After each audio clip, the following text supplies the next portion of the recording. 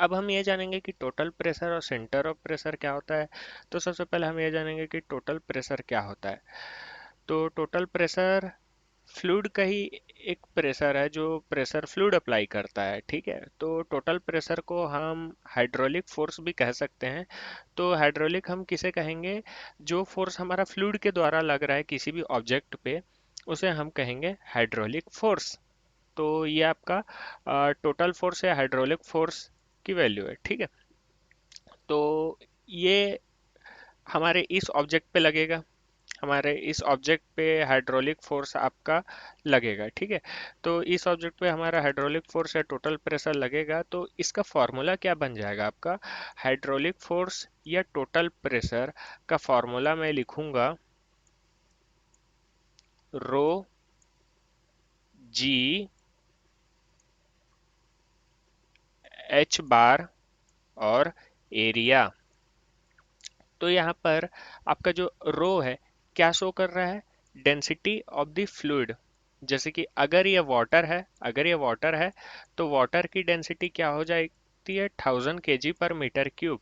ठीक है, तो रो क्या शो कर रहा है, फ्लूइड की डेंसिटी। जी शो कर रहा है ग्रेविटी ड्यू टू एक्सेलरेशन, जिसकी वैल्यू होती है 9.81 मीटर पर सेकंड स्क्वायर। फिर यहाँ पर बात आती है एच बार क्या है। तो एच बार वाटर का जो फ्री सरफेस है ना, जो वाटर का जो फ्री सरफेस है वहां से लेकर के इसके सेंट्रॉइड तक के का डिस्टेंस है। बात आ रही है समझ में। ये डिस्टेंस जैसे कि आप फिगर में देख सकते हैं कि यहाँ पर ये वाटर का एंड है। ठीक है, ये वाटर का एंड है, ये वाट ये फ्री सरफेस है, ये फ्री सरफेस है। तो इस फ्री सरफेस से लेकर के आपका जो सेंट्रोइडल तक के का ऑब्जेक्ट का जो सेंट्रॉइड है वहां तक के का जो डिस्टेंस है वो है आपका एच बार, वो है आपका एच बार। ठीक है, तो बात आपको आ गई होगी समझ में। ए क्या है, cross sectional area of the object है, मतलब इस ऑब्जेक्ट का क्रॉस सेक्शन एरिया कितना हो जाएगा। अगर ये ऑब्जेक्ट का है विड्थ है बी और इस ऑब्जेक्ट का हाइट है डी, तो रेक्टेंगल का एरिया क्या होता है, B into D, base into depth.